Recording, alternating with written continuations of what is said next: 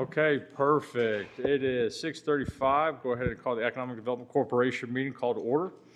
Item number 2, roll call and excused absences. So we have 3. Yep.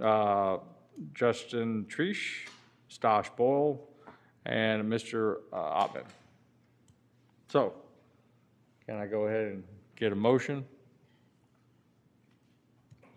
I make a motion that Motion we, to excuse, yes. I make a motion that we excuse the absent board members. Okay, I got a motion. Can I get a second? A second. Okay, all in favor? Aye. Any opposed? Aye, perfect. Motion passes. Item 3, invocation, moment of silence. Can you go ahead and bow your heads for a moment of silence?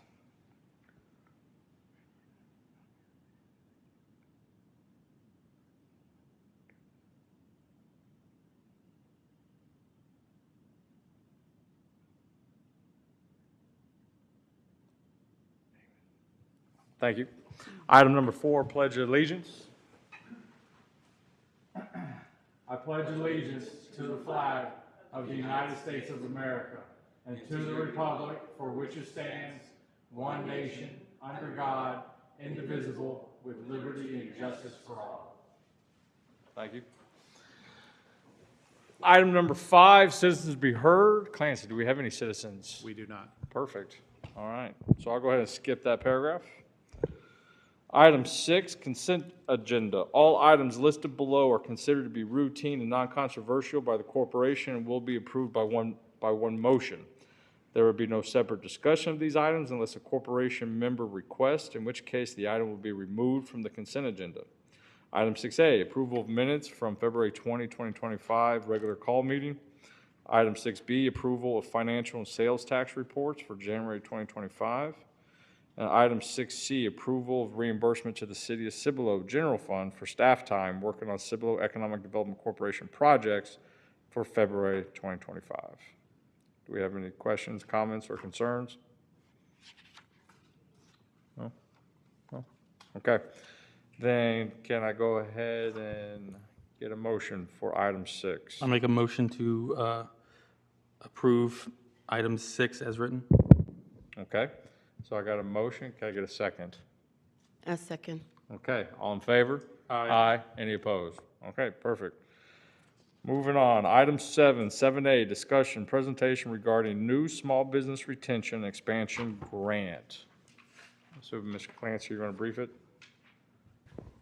Good evening, directors. Let me just pull up our attachments here real quick and we'll get started. So some background on what you're seeing here is the Small Business Committee had been tasked with trying to find gaps in our small business programming where we can assist small businesses better. We have the big grant that covers the tourism district of 78 and downtown. So discussion centered around what other communities are doing, what they're offering on grants. And through that process, the results of that process is what I'm presenting to you right now, which is a draft presentation of the Small Business Development and Retention Grant Program. These guidelines, everything you see in yellow in your packet and on your screens, is stuff that we discussed in the Small Business Subcommittee about bringing to the board for consensus. Everything else in this and everything in this is framed off of the big grant. So we've worked with Frank to make sure we're in abidance with any legal ramifications of this grant program. This is just a draft, it's a living document, and the plan is for review this evening, retooling it in April, May, and bring it back to a full board, probably in June when we have a full board seated. So I'm just gonna run through the highlighted portions and touch on those, and then we can open it up for discussion. Regarding eligibility, originally, I had written this as to not include the Old Town, downtown area and 78 corridor because we have an existing grant program. Committee members during our subcommittee said, why don't we just overlay both grants and allow double dipping, what's commonly called as double dipping. So it's generally more expensive to develop in a historical district. You have not unknown consequences, but unknown things when you're dealing with historic building. So one of the things we discussed is possibly allowing this to exist as a citywide grant, including that big grant overlay, or at the pleasure of the board, when we come to a vote or editing this evening with direction, encompassing it into the full city. So the items A and B in section 5, the eligibility is related to specifically overlaying it with the Old Town grant program. If you'd like, Marcus, we can pause there for discussion and direction, or if you'd like, I can go all the way through and we can circle back. Go ahead and pause and Okay. for discussion. Anybody have any questions or thoughts on that? I personally don't like the idea of double dipping, in my opinion, but I agree with you on that one. yeah.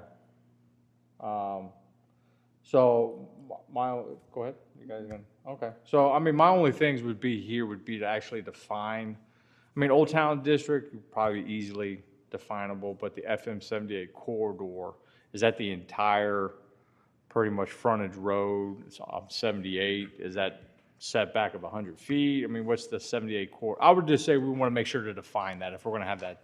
Yeah, and it's defined in our existing. Oh, is it grants. defined in there? Yeah, there should be a map attached in your packet here. following the, Okay. So that's hopefully if they printed right, there should be a map attached in there showing you just a basic overlay. If we were to do citywide, we can modify that to be just for Old Town, big grant versus Yeah, BRE yeah. grant, if whatever name we choose, but big grant versus other grant. Let me see if I have the Yeah. attachment. I wouldn't want to rely on a map. Obviously, this isn't the scale. I mean, I would define it too. I mean, we can keep the map, excuse me, as an exhibit, Yeah. right, as a reference. Okay. But I would prefer to actually define it and put parameters. Okay, on so we it. can use address. Hey, you could put a definition somewhere into this big grants. Yeah, yeah. Yeah, we'll define 78 as block numbers. We'll just pull the addresses and we'll Yeah, define that yeah. area. And then the same with the Old Town grant, we'll kind of, or the The big Old grant. Town District. The Old Town District, Okay. yes. Okay. So the direction I'm hearing is keep this separate to be a citywide grant. It's Yeah. not excluding, but only applying to the city as a whole, with the exception of where the big grant already covers. I mean, reading through this, it seems like it's very, very similar to our Old Town grants anyways. And historically, you know, we typically budget anywhere between 5 to 7 big grants per year. And I still don't think, you know, companies are actually, you know, firms within that area are not even taking advantage to the Correct. full extent. Yes. So why should I add another overlay over it? Exactly. Right? In my opinion. Yeah. Right? I mean, again, I like everybody to talk about that, but I think excluding it would be fine, you know, as far as having a small business development. I'm sure everybody downtown is small business, right? I don't think there is a large business by definition by the SBA. Correct. Right, downtown. I don't think anybody has more than 500 employees down there unless it's some sort of possible franchise. But nevertheless, yeah, I would say keep it like it is, and then let's just define those areas in writing and have a definition section and have the map as a reference. Okay, yeah. So- we can add a definition section Yeah. at the last page Yeah, for please. that. Because you don't want that one applicant to be a matter of a fact type of individual. Right. And then you tell them to look at the map, and that's their only definition, which could be up for interpretation. Exactly, and just to lay the foundation on these grants too, it comes to the pleasure of the board to award or not award. Agreed. And this process will go through legal too, so if we have any of those deficiencies from a legal standpoint, our legal counsel Okay, will flush okay. those out too. Okay. Just to add, Clancy, on the Main Street and having what Clancy characterized as double dipping, there are costs related with their older structures that they're gonna encounter as they convert older residential structures to commercial structures. Sure. Bringing those codes up to the commercial code versus the residential code. And so there might be some justification for having a deeper well to go to as a small business on Main No, Street no, than citywide. no. Well, I mean, I guess before we do that, though, I would like to see at the data of like how many old homes and have permits are actually in that situation before we make that decision, right? Not rather than just sort of capriciously throwing it out there and just, you know, allowing a program where we already have a program. Now, I understand it's more for the facade, it's not for code and improvements and things of that nature, but if we want to go down that route, I'd like to see the data first before I make that decision. But as of right now, I think we should keep it separate. Okay. No, well, I'll make that edit on the post-meeting. Okay. So as I mentioned, this follows the same form and function as the big grant. So you have your types of grants. Sorry, Sorry, Kinderlyn? Clancy, I have Yes. a question. In this section where it says business facilities also serving as residences are not eligible. I don't know if this exists, but what if it's a business like a bed and breakfast or something where the owner is on site?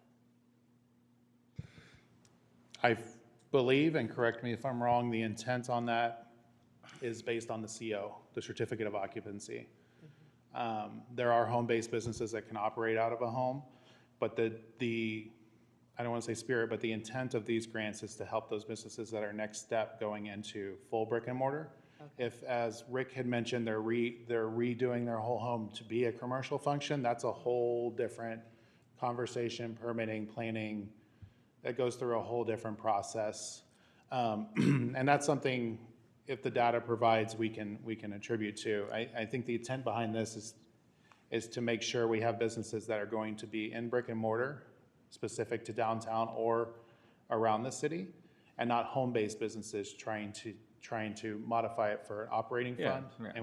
And we have that criteria kind of carved out too, it shouldn't be used for improvements and everything like So that. it's like a freelance consultant that works out of his or her home, right? No, I was And just then they thinking wanna- like if you have, it may not be your primary residence, but like if, this is beautiful historic area, like if you have a bed and breakfast or an Airbnb or something like that, and the owner may come on site or are part-time on site. I'm just wondering. I don't know if that exists, but I was just wondering if that. So I think that would be one of the caveats for a case-by-case basis, because if you're an Airbnb, you're not necessarily your primary residence. It could be a business residence, and that changes the whole structure of how they operate it. And I would have to defer to a permit process for short-term rentals and everything. Okay. And that would legitimize the business, if you will, and then possibly open it up for grant funding.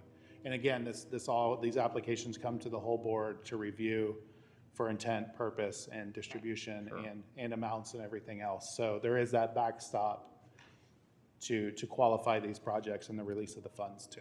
Okay, thank you. Yes. So this grant program follows everything the big grant follows, with the exception of we added 2 new types. And I'm going to have the types spelled out here momentarily, but I also wanted to touch on the amounts. Just for discussion, is the board okay with the up to 50% maxed at 10,000, or is there a preferred dollar figure you would like to launch this grant on, and then we expand on it? Well, what's our current? 15,000. 15,000 is the current big grant? 15,000. Yeah, 15,000. Want to do it as 15? I would suggest to do 15. Okay. And then the special circumstances, I don't know if I felt really comfortable about being adjusted. Maximum grant may be adjusted. I mean, there's no cap there, so I just mean literally we could, under this potential guide, execute $1 million grant. That's how it's sort of written in my mind. Theoretically, we could. Yeah. If we're talking that kind of dollar figure, we would use a different mechanism and issue incentives with. Yeah, like a conditions. 30/80 or something. exactly. Yeah. I mean, I don't think that's really appropriate out of this guide. If we wanted to bookend that from, put a range, 10,000 to X, or if you wanted to remove that language, the intent was these unforeseen circumstances related to businesses that were just now closing, where you have to upgrade your vent hood, or you have to. That was a scenario, right, Right, yeah. actually, with the by the axe throwing place, Exactly. right? So that was the intent behind adjusting this language to measure the economic impact. And the intent wasn't for a free pass for financing. It was up to the board to decide that dollar amount through deliberation and intent, and figure out if that fits this definition of special circumstances, and then move forward out of that. If it's the board's pleasure to remove that language, that's okay too. Because either way, we're offering something proposed in this grant that would assist these businesses with those special circumstances. Sure. I was thinking the way that it's written, the maximum grant may be adjusted. Is it a way to amend that language to say the maximum grant may be reviewed to determine, I mean, it sounds less promising. Like if you can just ask and maybe, but some kind of language saying, it's possible that it could be reviewed without kind of language leading to that it's very possible. Okay, I'm going to defer to our legal for clarification on that language. Frank was on the call related to it, and we kind of worked through Yeah. 4 different iterations of languaging. Would it be okay to insert from, where was it? Maximum grant. Adjusted to maybe reviewed on the measurable impact? Sure. Okay. I mean, if the board were to make that the language they prefer, that would not cause any legal concerns. Okay. So, That's what would be happening anyway. We would yes, be reviewing absolutely. it. They're all, yeah, they're all reviewed, so.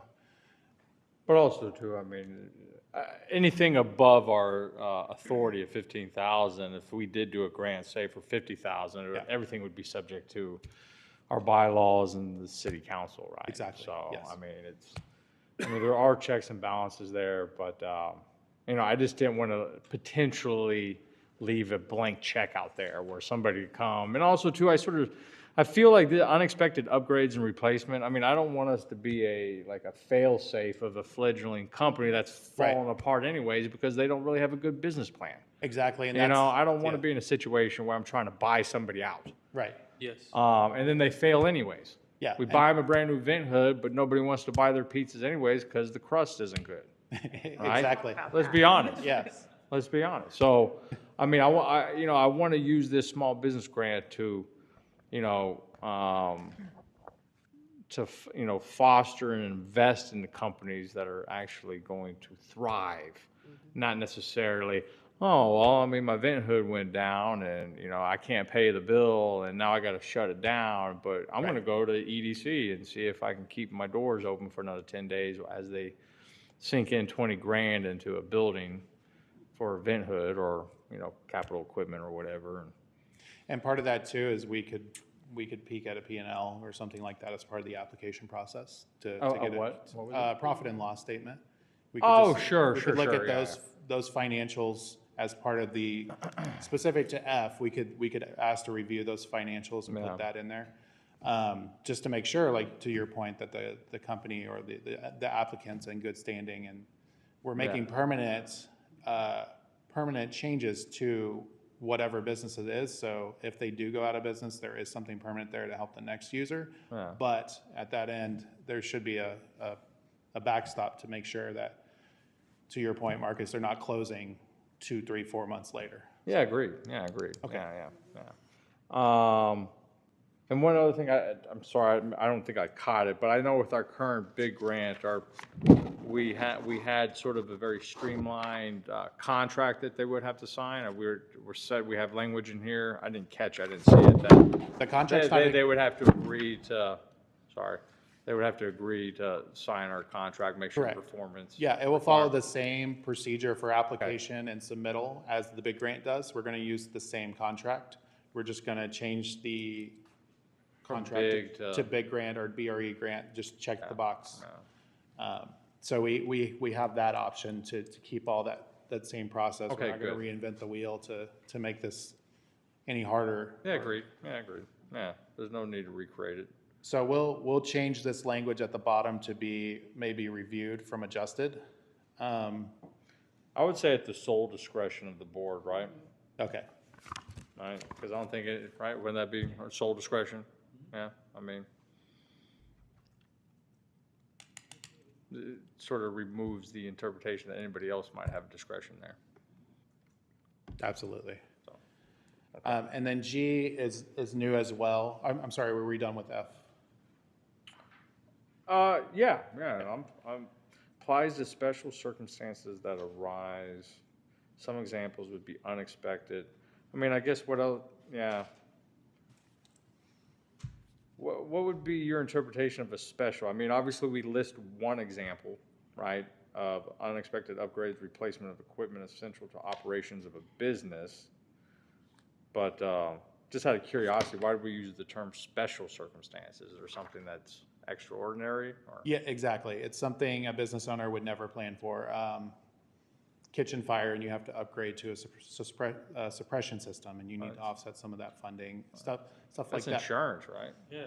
Yeah. Yeah, yeah, well, I hope they Insurance have won't insurance. always, insurance will cover what's existing, but it may not cover that next step that maybe a permitting or an inspection review may require.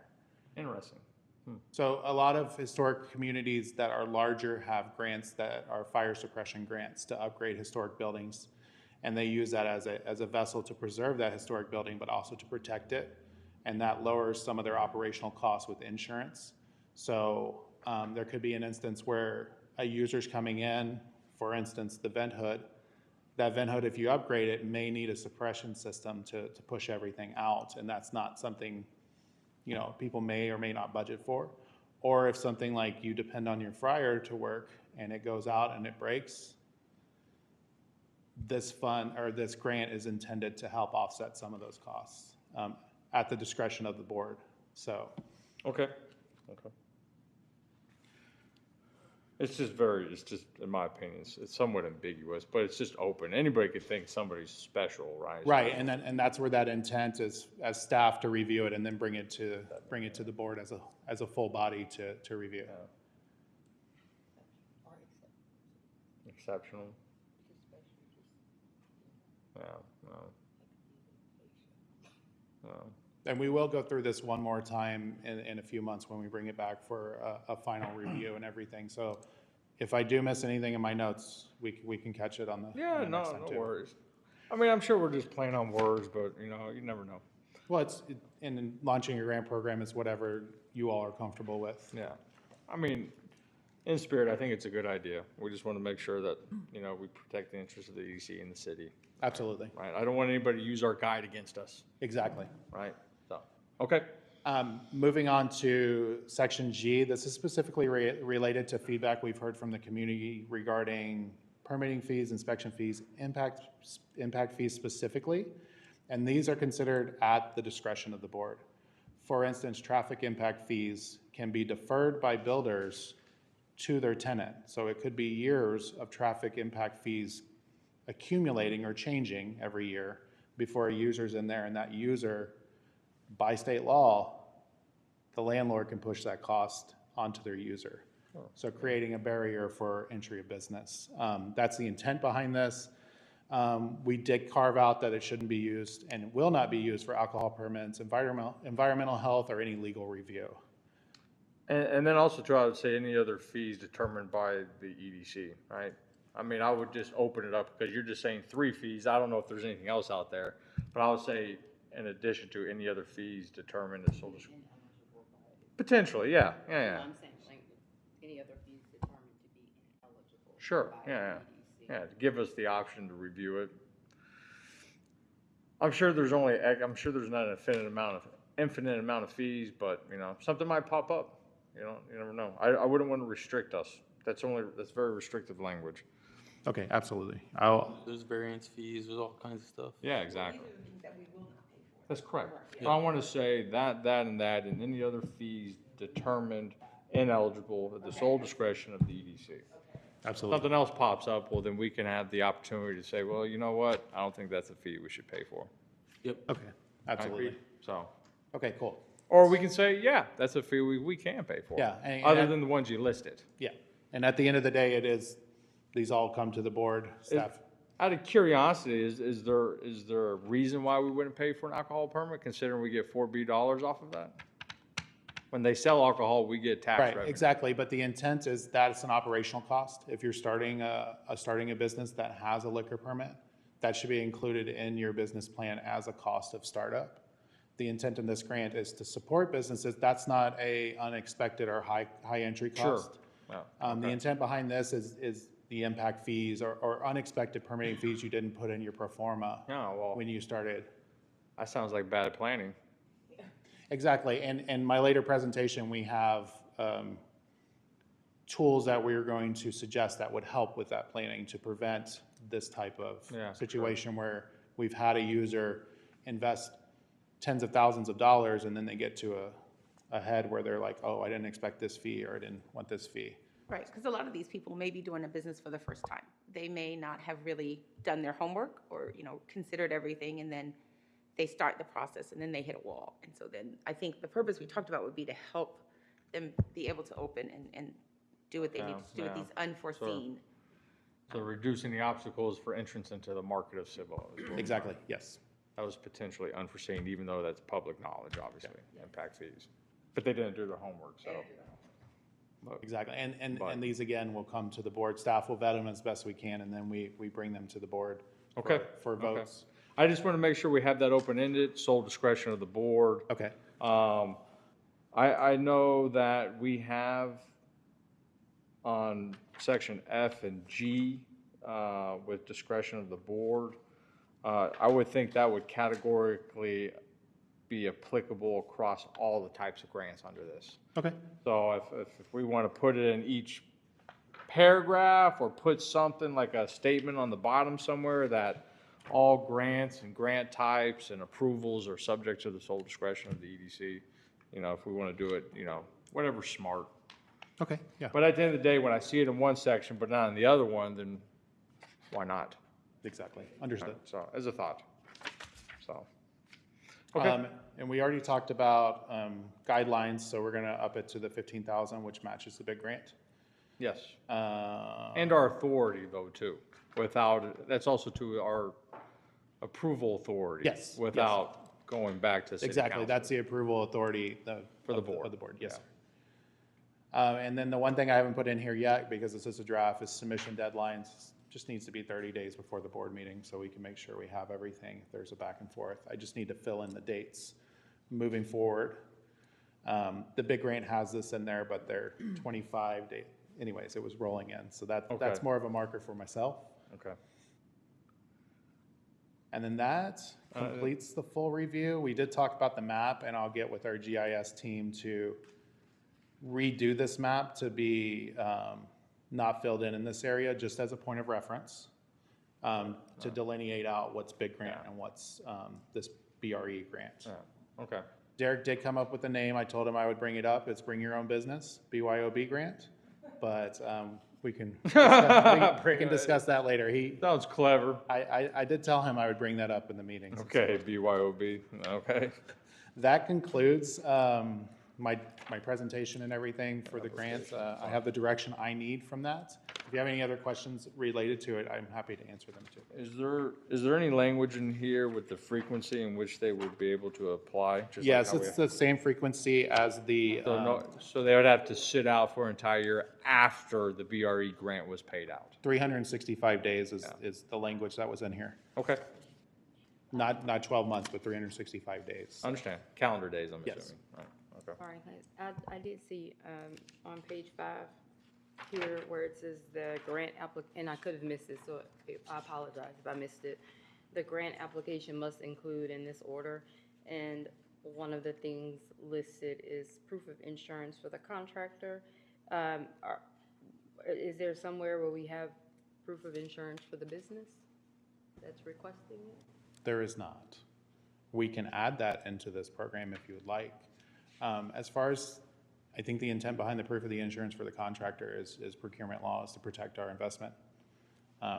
Because it is reimbursable, but they, No, I just mean for the actual business that's applying Okay, for it, yeah. and I'm thinking, whatever type of insurance depending upon that business, but I was just wondering if that was something that we should add. Well, I guess if it applies to something like a major capital investment of like a vent hood or something, or a piece of equipment that 10 or 15,000, probably would behoove us to say, hey, it blew out. We paid for the first one. You better have insurance if ever something goes out again, because I don't want you to come back in 365. or warranty. Yeah. Well, warranty, I don't think. I mean, that covers normal. Or getting the grant because they didn't have insurance, so now they're gonna. Yeah. That might Yeah, be. a we good idea. can work that language into that Yeah. provision in there Okay. for proof of, contractor and business operational insurance, or Okay. whatever it is. Contract stuff was for.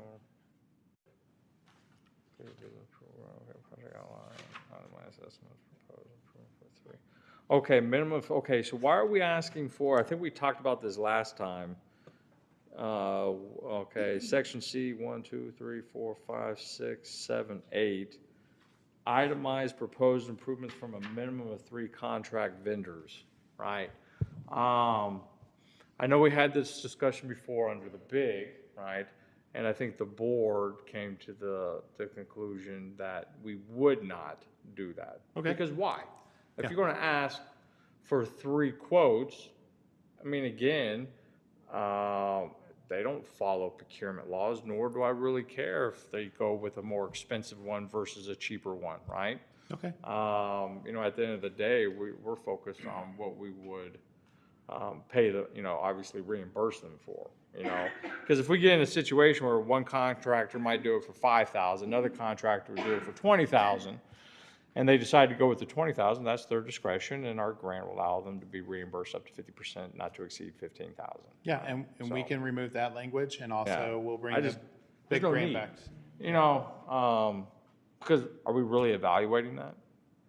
I don't want us to get taken advantage of either, you know, so say, so-and-so, John Doe goes over, gets a estimate from his contractor that he's buddies with, says, okay, hey, I'm gonna quote you 20K, but it's really only gonna cost me 10, you know, and he pocket the rest.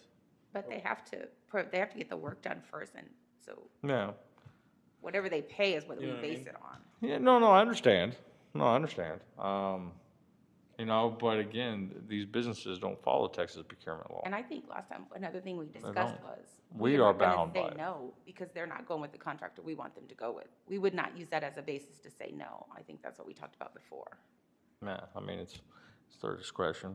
I mean, I get it. There might be a window of opportunity for, I don't want to say the fraud word, but misrepresentation, right? Yeah.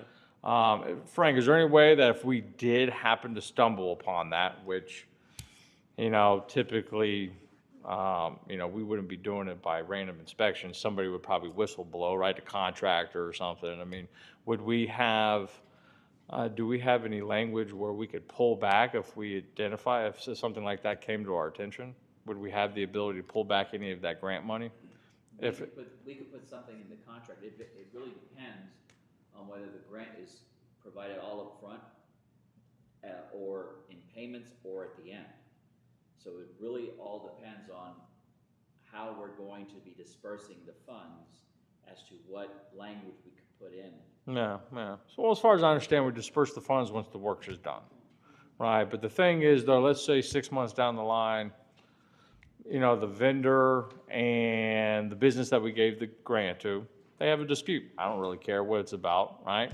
And then the vendor or the contractor that did the work decide to call up the city and EDC and say, hey, you know what, by the way, this company inflated, you know, we came up with a scheme to inflate it so we can you know, so we could take advantage of the entire big grant. Would there be any possibility for us to claw back some of that money even after we dispersed it?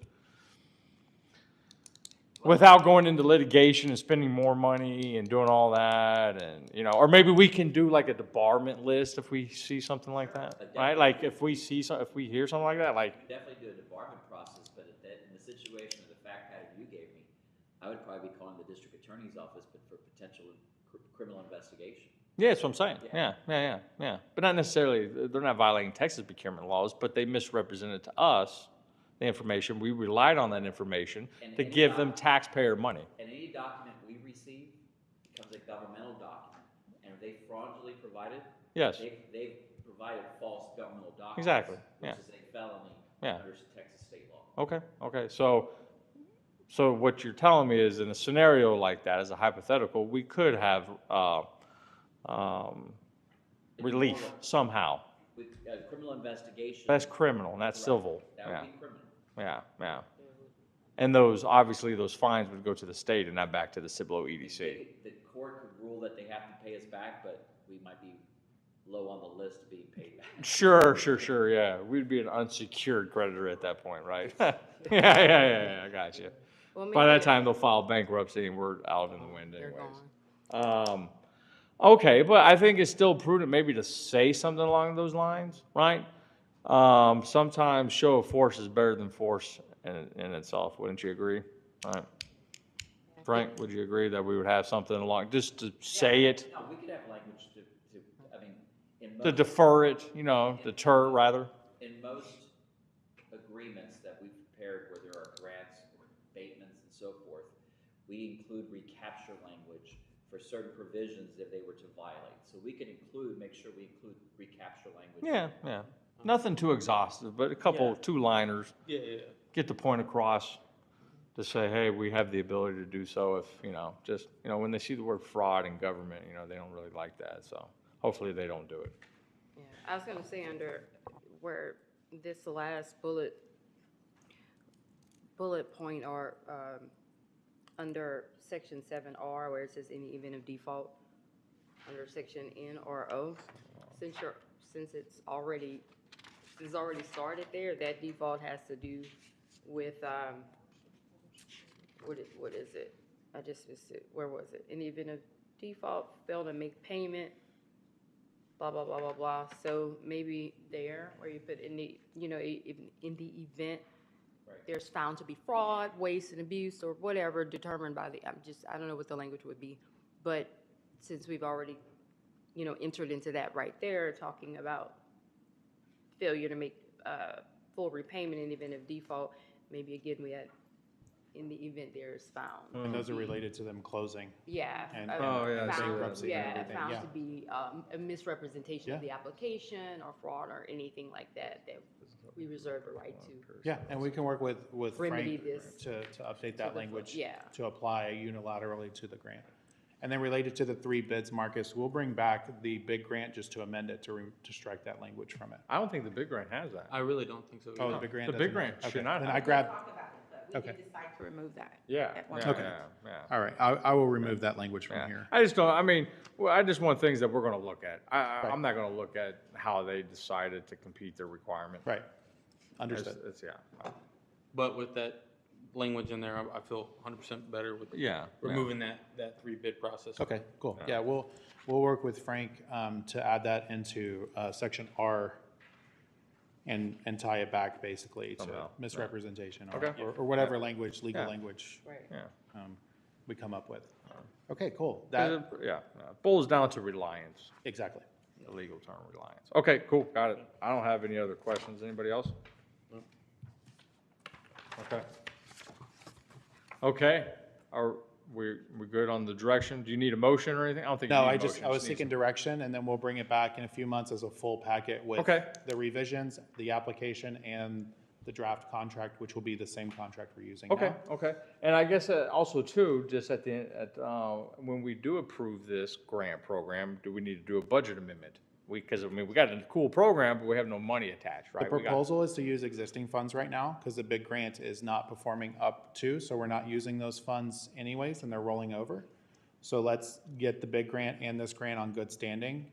And when we start maximizing, not good standing, but on good Yeah, I footing, was gonna say, what do you mean? utilizing the funding and over and over and marketing the big grant and the BRE grant. Because once we launch this, the big grant's going to gain that popularity Yeah. too.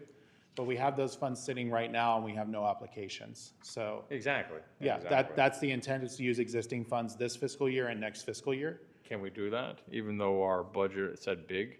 Not I BRE? would have to talk to finance, but I think it's listed, and I'll have to review our budget, it's listed under grant programs. Okay. So it may just be specifically, we just code it to that line item.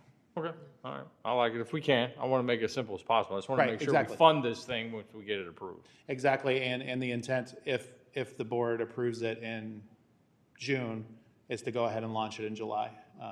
Isabella Okay. will be back, we'll have marketing back, we're up and running, and everything is to roll it out, and then we start that new fiscal year, and we really start hitting the ground running with the Okay, grant and program. I'm assuming we're gonna, as you said, go live, roll it out, let companies know. Exactly. Put it on our website, Yes. tell our partners. It will be part of our business retention expansion programming. Okay. But also it will be a caveat for our business recruitment too. So if somebody's tenant finishing out, this can be an incentive to get them over that hill, but at the discretion of the board. So we can use it as a tool for recruitment and retention. Okay, okay. I do have one last question. Is Yeah, there go any ahead. language in the current, like, big grant, that says if there was a misrepresentation or anything that was found, that it may bar them from reapplying for a certain amount of time? Is there a window there? If that determination is made, that they would be ineligible to reapply for a certain I don't believe time we have- period, or until it's remedied? I don't believe we have language like that. Yeah. we'll have I to- would say I think, I wouldn't put a time limit. I would just say they would be debarred at the discretion of the EDC. And then, until they settle their debts with us, or there's a whole brand new 7 people up here and they just don't know, Right. Um, Right. So I don't think we should put a time limit, as far as like 3 years or 2 years. But definitely language if there's. Yeah. Yeah, and we can work with Frank to add that language. Okay. And probably that N where, found. to somewhere be- in that yeah, section. Whatever legal language we come up with, we can add that to. Again, nothing too exhaustive, Frank, short and to the point. Okay, we all good with item 7B? We're all good with item 7A. Thank you, everybody. That gives me everything I need to. Oh, I'm sorry, 7A, excuse me. Yes. Okay, item 7B, discussion action on efforts related to process improvements for economic development. I'm assuming you, Clancy. You all have this PowerPoint on, Yes. on the dais. I also have it up on the screen. I just want to give you something to take home with you. Over the course of when I've started, I've done an exhaustive review of our current programming, our current efficiencies, inefficiencies, and where we can improve staff capacity and also improve just basic operations. That's not to say we were lacking before, but we have technology options now to move forward and really step up our game. So our current processes, minimal use of technology. They're manual-driven processes, so it requires a staff member to input, verify, double verify, and then ask another staff member to verify. And then there's human error factors that can happen in all that process. There'd be miscommunications and everything. So our needs upon review, and Rick and I have had this discussion, is we currently have no tool to track all of our incentive agreements. That covers CEDC incentive agreements, that covers our grant programming, that covers Chapter 380s through the city, any sort of incentive we issue out. We do not currently have a automated, or it's all manually driven, and in fact, it's not even organized in a way where, from an EDC standpoint, when we're doing compliance checks, that we can see past data. So what we're proposing is the needs for a compliance tracking type software.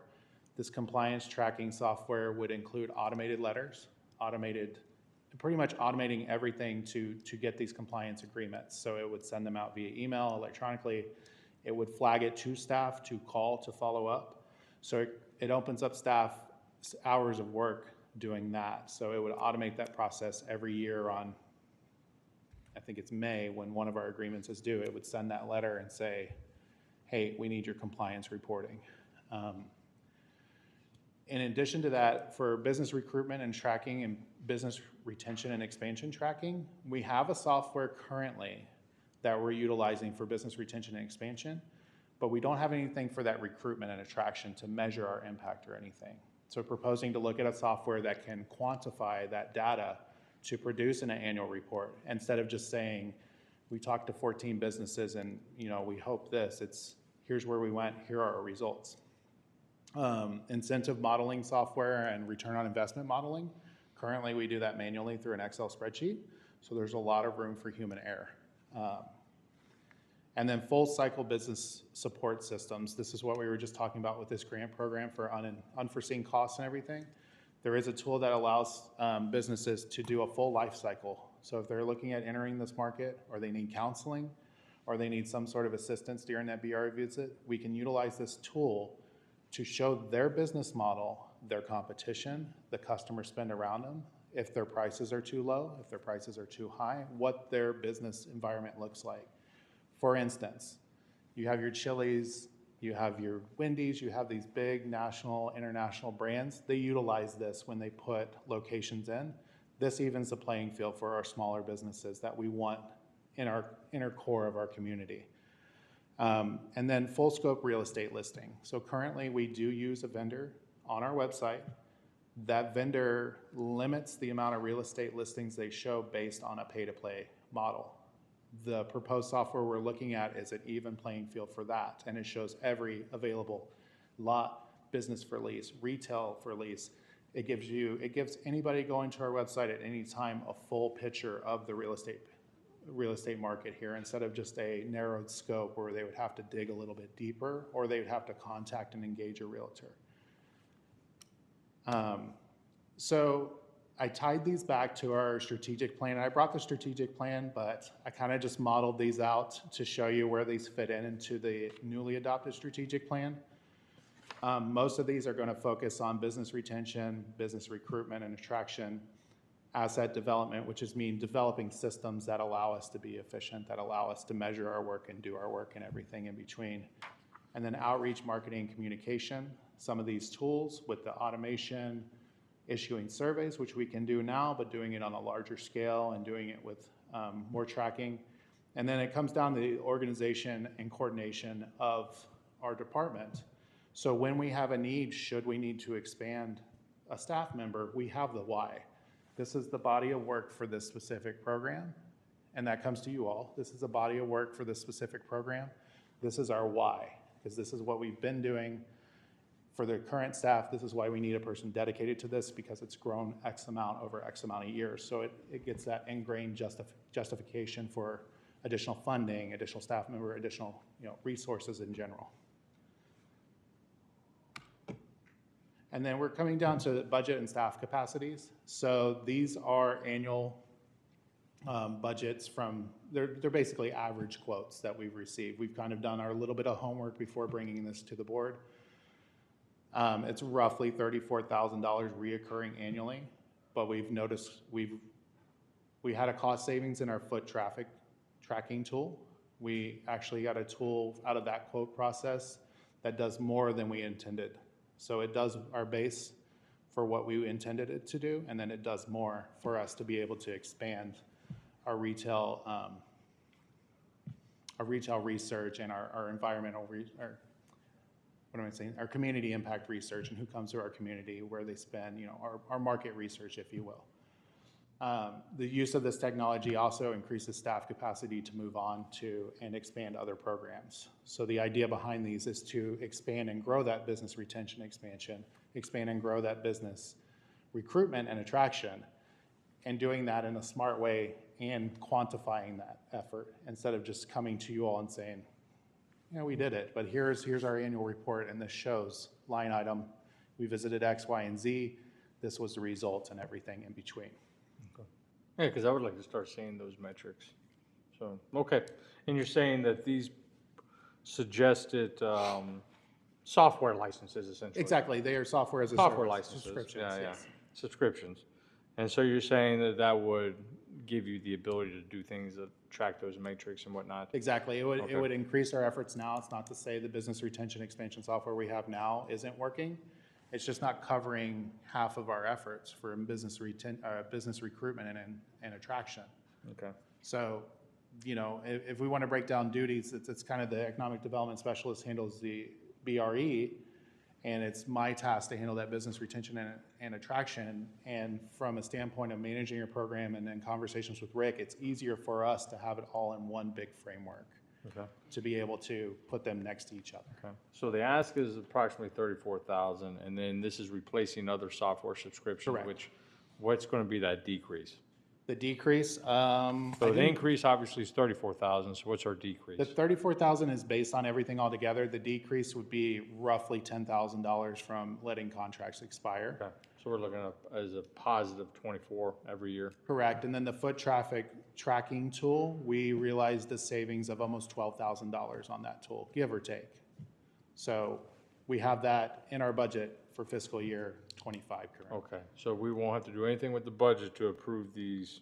We may have to come back with a budget amendment. That's kind of next steps. I was just seeking direction from you all if you wanted me to proceed with the next steps of engaging this. We're going through the procurement process to make sure to a point we have our 3 bids and follow our proper process. I just wanted to bring this to the board to get direction if this is a direction you would like for us to move, and if you would be direction to continue, and then we would come back and report, we contracted with X software to handle this, we're implementing at this date. You can expect a full ramp up, kickoffs this date. We would give you a timeline for implementing these as well. Okay. I mean, I mean, I'm assuming each of these items are their individual licenses, and 3 out of the 4 are under the impact card. So most of this stuff is under 10 grand, where we wouldn't need to go through the procurement process, right? Our procurement manager is very thorough, so she's requesting us just to do our due diligence, and we're Okay. honoring her request. Huh. And one of these specifically has. That's pretty efficient, too. Yeah. One of these Okay. specifically has patented sole source, so that eliminates the procurement process, but we're still just making sure we're getting the best value. Sure, of course, yeah, I guess. Yeah, okay, got it. Okay, I'm okay with as far as directions moving forward and keep investigating on the softwares and following the direction from the procurement manager and bringing it back to us. I'm okay with yeah, anything to increase efficiency and build capacity, but my question is, have you already, I mean, is this, I know it's kind of like a wish list, but have y'all already written business requirements for what you're looking for, or do you already kind of have an idea of the software tools, and would it be 4 different software tools? 4 different software tools for each of these capabilities? So we had an idea where we wanted to improve our efficiencies, and we went seeking softwares that could help us do that properly and with a good price point. So what we sought specifically is softwares that offer combined services. For instance, we pay an independent or a different provider just strictly for business retention and expansion. This proposal we received covers that full life cycle of incentive tracking and marries it with business retention and expansion. So we have both those modules together, and it's one place. It's obviously stored everywhere. So we want to get to a point where we're not having 30 different softwares, but identifying our needs. And our original need was to track these incentive agreements.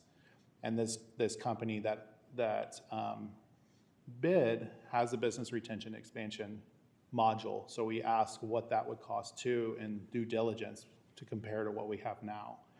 And when they said it includes the attraction, which is where I'm keeping up with a spreadsheet right now, essentially, that actually increased the value to our program and to what we're trying to accomplish here. So we had a vision of what we wanted, and we kind of just went out to market to see what's there. and just kind of asked our counterparts in different communities and kind of networked to see what they were using, how they were using it, even to the point of when we received these proposals and received demos, we reached out to people that are current users and did our homework asking, what do you like, what do you don't like, what is something you wish it did that it doesn't? So we've tried to model it around the need of the department instead of just broad brushing and saying, we need this because we're trying to, the reason first. You're trying to centralize some of these functions? What's that? You're trying to centralize some of these functions into the same capability?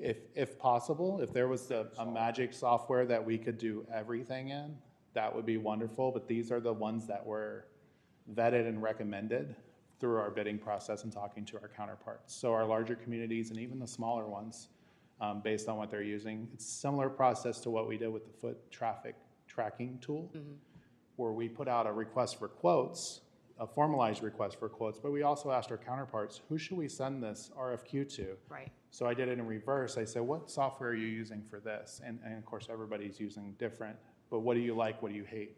What do you want to change?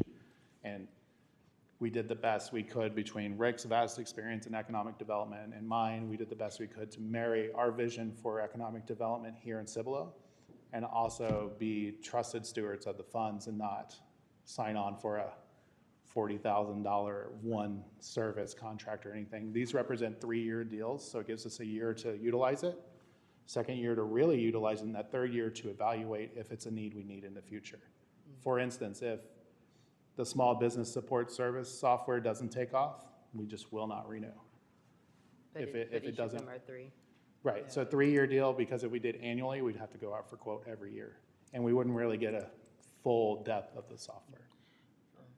How much data entry would these take up? You know, how much data would they go and put the data in for you to review or to start off with, or how much data would you have to put into these systems to work? Does that make sense? Yeah, it makes perfect sense. So related to the incentive tracking, they would upload all of our current incentive trackings formalize a schedule and a process and everything that's included in the onboarding. And they would start from that day forward, making sure we're in compliance with all of our deals, where we're in compliance, and our businesses or our partners are in compliance too. So minimal with the business retention expansion, we can take the database we have now and transfer it over and apply it. And then the business recruitment and attraction, that would just start with the spreadsheet I have now and just be uploaded and entered and moving on. The incentive and modeling and ROI modeling would be user input, but when compared to what we're doing now, it would save hours of time. I'll be honest with you, with some of these projects, it would save hours of time of double checking. It would save sleepless nights.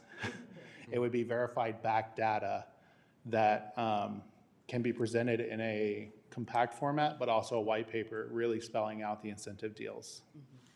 And then the small business thing, that's something we want to put forward facing and have our small business users and our BRE visits play around with that and enter it and see, because you may be a steakhouse, but it may be played out. What do you want to transition to? Or you want to add, and I know we're on pizza tonight, you want to add pizza to your menu.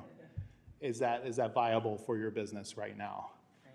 And then the real estate one is just, we set it and we use it internally as a tool to respond to requests for information for recruiting, but also that's a forward-facing map on our website for available properties. That just shows the bigger scope, because currently right now what we have shows maybe 14 properties available, and that's not a true representation of our market right now for commercial and retail. Okay. Did that answer your question? Yes, it did. Okay. Thank you. Most of these softwares pull that data. I mean, they already have the logarithms built in. Exactly. Their code to pull all this data. Exactly. The real estate one is one of the few that does it without a pay-to-play type of model. Yeah. And that's, a few of our other partners are attracted to that because it gives you that broader picture from an economic development standpoint. But that software, you wouldn't have to personally push that information into these software. Correct.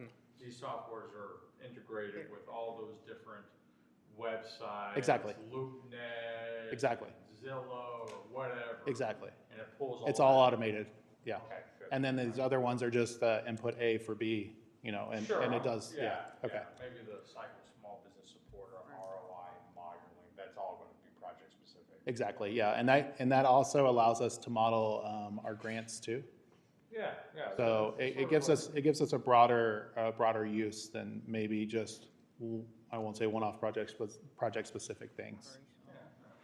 So will you own, I guess that the ones that you've looked in, I'm assuming that when you decide, you'll come back and tell us, what the capabilities are gonna be and what we can, be able to pull from that. But just curious, do they include, is this cloud storage or will you own your data? It's all web-based. If we were to not renew our contract, we would have what's called an administrative account to access our history. Okay. Yeah. So you will still have. Which is a previous vendor that we used for economic modeling software many moons ago.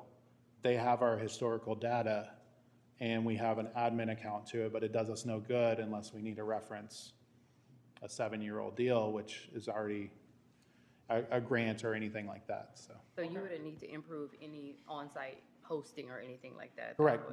This goes through a verification through our information technologies director. So this is all software subscription. So it's all, we don't pay for storage or anything, we just pay that subscription fee annually. Yeah. And we own our data in a sense that we still have access to it. Okay. So I would say the direction is move forward, further investigate those 4 different software subscriptions and bring it back to the board next month and we can make it. I mean, we're going to have something actionable at that time, or you? We should have something actionable by that time. I should have all the research done and the preferred companies at that point in time. Okay. I'll go with our purchasing manager to find the legal ramifications, or not the legal ramifications, the proper route to present that to you all. Whether it's we present it and then we go through procurement, or we go through procurement then come back and tell you this is what we got, this is the full markup, whichever we can do. Okay. All right, perfect. Cool. Any other items, any other comments, questions, concerns on items B? Okay. No. Item 7C, discussion on members who would like to attend the Texas Legislative Conference in March. Yeah, right. Yeah. Conference in March in San Antonio, Austin, Mega regional. Mega regional, collaborative in April. Thank you. I sent out an email, I think it was last month, related to the Texas Legislative Conference. It occurs in New Braunfels. Yes, we are a proud sponsor of that. We have 2 tickets currently taken, and I wanted to see if any of the board members here this evening would like to go as well. If they go unused, they just go unused. I unfortunately have another engagement, so I will not be able to attend, but I wanted to make sure we maximized our, So how many tickets you have available? we have 2 left. We get You have 4 2 with our left. sponsorship. You want to go? Yeah, I'd like to go. Okay, so we got Kinderlyn. You want to go, Patricia? Not this year, but I do want to do the other one. You want to do the other one? Do you want to go this year? No, I can't. You can't go? I don't want it to be wasted though, so I will go if it's, I don't want it to be wasted, so I'll go. Okay. So you will go? I will go. Okay, It's you're next committed. Friday. It's next Friday. Thursday, Yeah, that's, I tried to get I just didn't hear from anybody, and I wanted to make sure everybody knew. I Okay. mean, we all have, Next Thursday or Friday. I just want to make sure, did I commit to that too? yes, you did, and Okay. Stop. Director Boyle did, and then now I have a full slate. Okay. I've already What's the given- timeline for that again? I just want to make sure. So there's an evening, 7 to 9 reception for Texan of the Year. And then the actual conference is that Friday from 8 to noon. Okay, And so you hear from elected officials, decision makers, subject matter experts, kind of an all-encompassing type of okay. conference. So it's 4 hours on Friday, Correct. and then it's a The dinner couple on hours Thursday evening. Yeah. I might not be able to make the Texas Year reception, but the morning session I think that's more, I like that better anyways. Okay, cool. I've already submitted your name and. That's okay. Okay. Got it. No, But you'll I just- understand. You'll just pick up your badge from. But business as usual, just, yeah. Okay. Yeah, just keep my name there. All right, so we have that covered. One that Okay. came through and, Say it one more time? one that came through when I was making the agenda, and forgive me, I have to pull it up on my phone. I didn't include it in this agenda, or I didn't include the makeup of it, is the partners in the San Antonio, Austin, they call it the mega region, are coming together, and these are the large EDC regional partners, your Opportunity Austin, your Hayes Caldwell County, I can't even remember the rest of it, formerly GSMP, and then San Antonio, Greater SATX. They're all coming together to host a mega regional forum. This will be the first one they're hosting. It's in April. Let me just pull up the dates real quick. And it's at Texas State. So kind of in the middle, and basically they're inviting all their partners. So pretty much anybody that our organization is a partner. So I will be in attendance there. I need to pull up the date for you. Okay. I haven't seen an email on that one. Do you mind just Yeah, emailing I can that to the forward it board to members? you all. Yeah. Just let me know the cutoff for it is like, oh, here it is. Of course Just suspense us. Yeah. By need an answer. And if nobody, and if somebody doesn't respond, then, Okay. then they're not gonna be. a Yeah, it's April 10th from 10 a.m. to 1 p.m. At Texas State University Grand Ballroom, so on campus. Okay. So if any interested parties, just go ahead and email me. I'll send out an email after the meeting too, I'll just forward the invite. Okay. But I will be in attendance if Rick's calendar allows, he'll be in attendance. Okay. So And I how wanted many to present tickets? that to you all. How many tickets do you have? This is just an RSVP type of thing. Oh, so- okay, so you can bring plus Yeah, whatever. the Okay, plus the whole board, me. okay, got it. So Okay. I'll email that out too. My apologies for not having that in the So pack. we can't do the whole board. Yeah, no, true. I guess without violating the Opens Meetings Act, right? Can't have a quorum over there and We hanging could out. do, yeah, Yeah, would, notice of quorum. Notice of quorum that they might. that we, That's all we would. that's, oh, okay, and that satisfies that? Okay, okay. We'll have to do that for. But the that doesn't Texas allow legis- us to speak business though, right? No. That just means that we're all hanging out and, okay, got it. Yeah, and we'll have to do that for the Texas Legislative Conference. Okay, So, understood. Okay, Right? Yeah, perfect. it's Any 15. other questions, comments? Okay, so you'll send out the April one on the mega regional and then Yeah, we'll. I'll forward the full invite. Okay, and then we'll reply back. Okay, cool. And then whoever replies back, if it's more, if it's 4 or more, then we can do the notice. If it's not, then you save the time. Okay, cool. All right, perfect. Item 7D, we're going to go ahead and table that one, and we will put that on to the next month's agenda. And we'll just need a motion and You need a motion to table it? Yes, sir. Okay, can I get a motion to table 7D? Motion to table 7D till next meeting. Okay, I got a motion. Can I get a second, please? I'll second. Okay, all in favor? Aye. Any opposed? Perfect, motion passes. Thank you. Okay, item 8, executive session. Time is 7:39 PM. The Cibolo Economic Development Corporation will convene an executive session as authorized by the Texas Government Code, Chapter 551, Section 551071, consultation with attorney, and 551.0.087, economic development, to deliberate and seek legal advice regarding the following. 8A, project freeze. Okay, thank you. We're going to executive session.